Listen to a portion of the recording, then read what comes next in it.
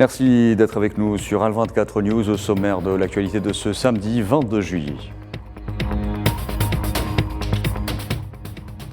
L'axe Alger-Ankara appelé à se renforcer davantage avec la visite de travail en Turquie entamée par le président algérien Abdelmadjid Tebboune.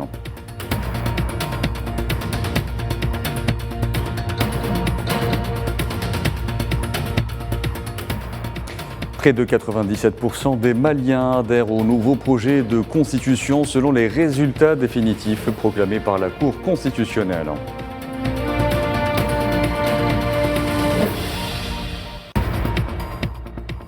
Un jeune Palestinien de 18 ans est tombé en martyr sous les balles des forces de l'occupation sioniste dans la ville de Sébastia, près de Naplouse, en Cisjordanie occupée.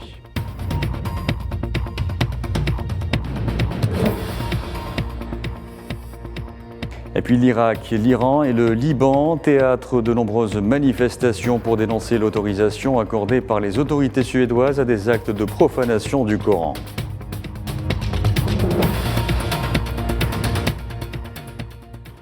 Bonjour à tous. Le président algérien poursuit sa visite de travail en Turquie. Abdelmadjid Tebboune doit notamment y rencontrer son homologue turc Recep Tayyip Erdogan. Pour rappel, le président algérien est arrivé hier à Istanbul à la tête d'une importante délégation ministérielle.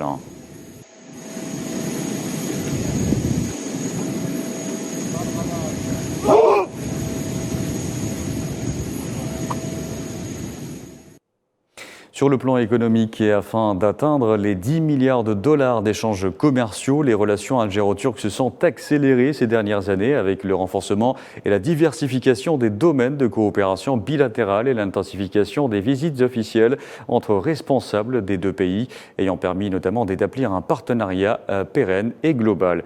Mohamed Wali Ben Chaban. Après une visite d'État réussie en Chine, le président algérien Abdelmadjid Tebboune exploite l'opportunité de sa visite en Turquie pour intensifier davantage les relations algéro-turques qui sont en train de prendre de l'ampleur sur le plan économique et commercial. En termes des chiffres, le volume des échanges commerciaux a connu une hausse sensible en 2022, passant de 3,3 milliards à 5 milliards de dollars actuellement. Les chiffres réalisés ont progressé de 30% sur un an seulement. De nombreuses opportunités incitent les deux pays à aller de l'avant pour intensifier davantage leur partenariat. Alger et Ankara ambitionnent d'atteindre 10 milliards de dollars dans un avenir proche. Pour ce faire, les deux parties veulent conquérir conjointement le marché de l'énergie et de l'agriculture et ne pas se limiter au domaine de l'industrie et de la construction. Les relations algéro-turques qui sont ancrées dans l'histoire se sont accélérées ces dernières années avec le renforcement et la diversification des domaines de coopération bilatérale. L'intensification des visites officielles entre responsables des deux pays ayant permis d'établir un partenariat pérenne et global. La visite de travail qu'effectuera le président algérien en Turquie s'inscrit dans le cadre de la forte dynamique qui connaissent les relations bilatérales et de l'attachement des deux chefs d'État à les développer davantage pour atteindre les objectifs assignés. Abdelmadjid Tebboune est arrivé en Turquie en provenance de Chine où il a effectué une visite d'État de 5 jours, au bout de laquelle il a accordé une entrevue à la télévision centrale de Chine CCTV, annonçant que l'Algérie allait devenir un membre contributeur à la banque des BRICS avec un premier rapport de 1,5 milliard de dollars.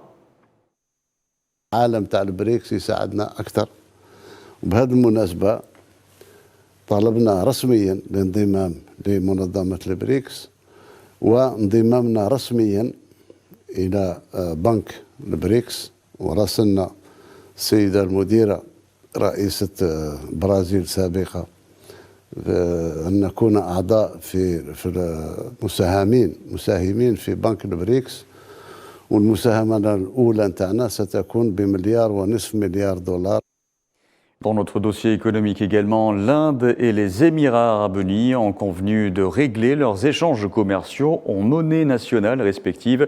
En mars 2022, l'Arabie saoudite avait décidé de faire de même avec le géant chinois en Brésil, et le Brésil et la Russie appellent tous deux à la dédollarisation du système financier mondial. Quelle perspective pour le dollar au vu de ces changements? Élément de réponse avec Safouane Ben Sabri. Dans un contexte de rivalité économique et politique plus grande que jamais au sein de l'échiquier mondial, la finance n'échappe pas au champ d'action des différentes puissances belligérantes. En marge de sa visite aux Émirats arabes unis, le Premier ministre indien a annoncé la signature d'un accord avec la monarchie du Golfe permettant aux deux pays de régler leurs transactions en monnaie nationale respectives. L'Inde envisage aussi d'appliquer le même accord avec son voisin indonésien en interconnectant le réseau financier. Les Émirats arabes unis pourront par ailleurs exporter l'or noir contre des roupies. L'Inde est le troisième plus grand importateur de pétrole au monde. L'Inde et les Émirats arabes unis emboîtent ainsi le pas à la Chine et à l'Arabie saoudite qui ont convenu en mars d'échanger du pétrole contre du yuan. Une annonce qui n'a pas été sans déplaire à Washington, dont la stabilité financière et économique dépend en partie des pétrodollars. D'autres puissances telles que le Brésil aspirent à s'émanciper de l'exorbitant privilège du dollar. Pourquoi tous les pays seraient obligés de faire leurs échanges en se basant sur le dollar? Qui a décidé que le dollar serait la monnaie de référence?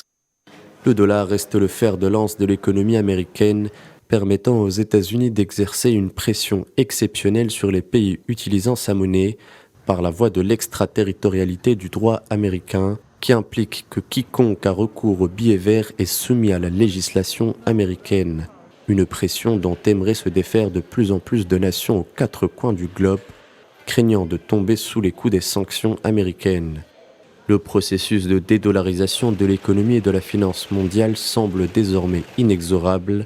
Le dollar représentait 71% des réserves de change mondiales en 1999, contre 59% en 2022.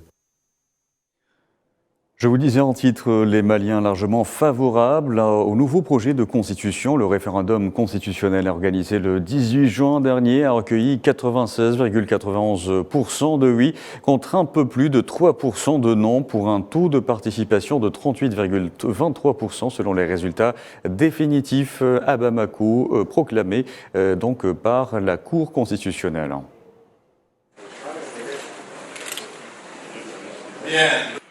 Pour le oui, 3 110 877. Je reprends. 3 110 877, soit 96,91%. Non, pour le non, voix 99 309, soit 3,09%.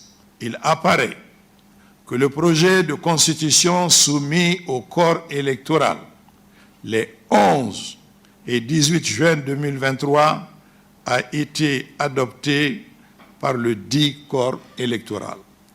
Par ces motifs, article 1 déclare adopté par le peuple souverain du Mali le projet de constitution soumis à référendum le 18 juin 2023. Article 2 dit que le présent arrêt sera immédiatement notifié au président de la transition, chef de l'État. Article 3 dit que la mention de la présente proclamation sera faite dans l'acte de promulgation de la nouvelle constitution. Article 4 ordonne la publication du présent arrêt au journal officiel du Mali. Allez, direction Proche-Orient, où un Palestinien est tombé en martyr hier soir sous les balles des forces de l'occupation sioniste dans la ville de Sébastia, près de Naplouse, en Cisjordanie occupée. Le nom de Fawzi Moukhalifa, âgé d'à peine 18 ans, s'ajoute aux 197 Palestiniens tombés en martyr depuis le début de l'année.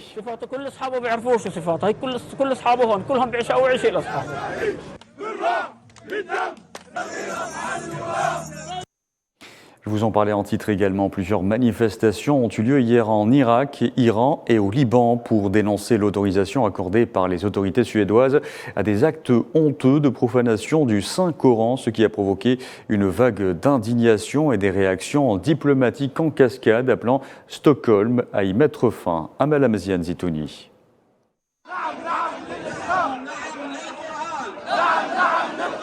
Des manifestations dans plusieurs capitales et villes de pays musulmans ont eu lieu hier vendredi, et ce pour dénoncer l'autorisation accordée par les autorités suédoises à des actes honteux de profanation du Saint-Coran.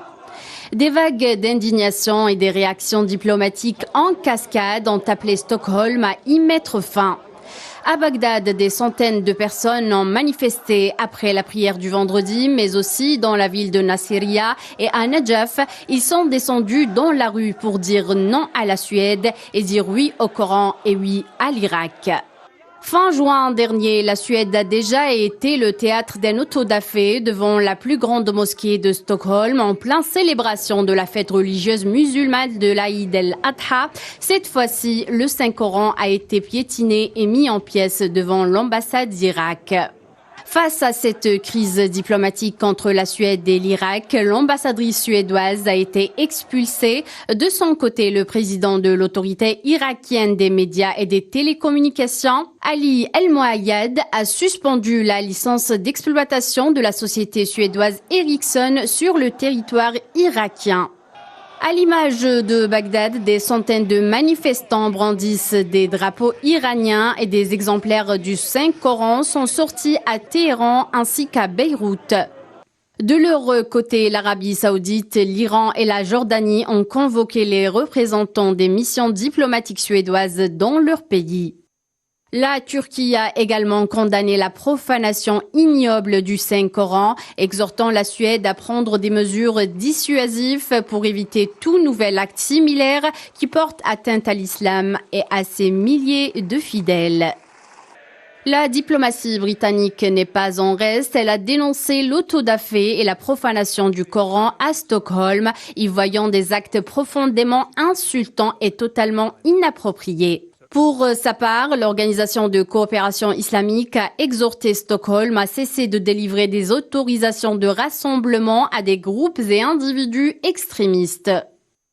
Le secrétaire général des Nations Unies, Antonio Guterres, a quant à lui condamné les violences répétées et les pratiques d'intolérance, de violence et d'islamophobie qui exacerbent les tensions et contribuent à la discrimination et à l'extrémisme.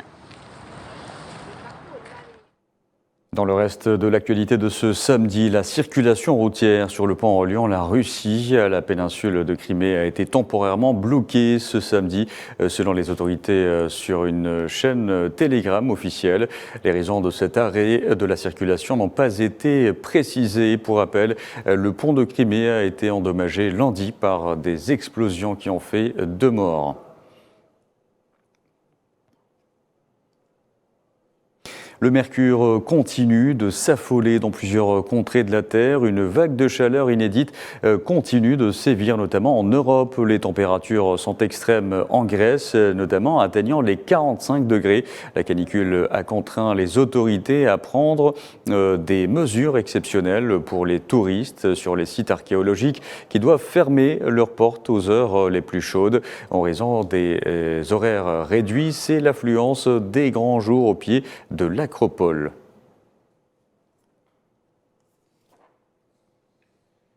Et les autorités météorologiques chinoises ont renouvelé ce samedi une alerte bleue aux tempêtes de pluie qui devrait frapper certaines parties, notamment de la Mongolie intérieure, du Liaoning, du Jilin et du Yunnan. Certaines zones dans ces régions connaîtront de fortes précipitations de 30 jusqu'à plus de 70 mm par heure.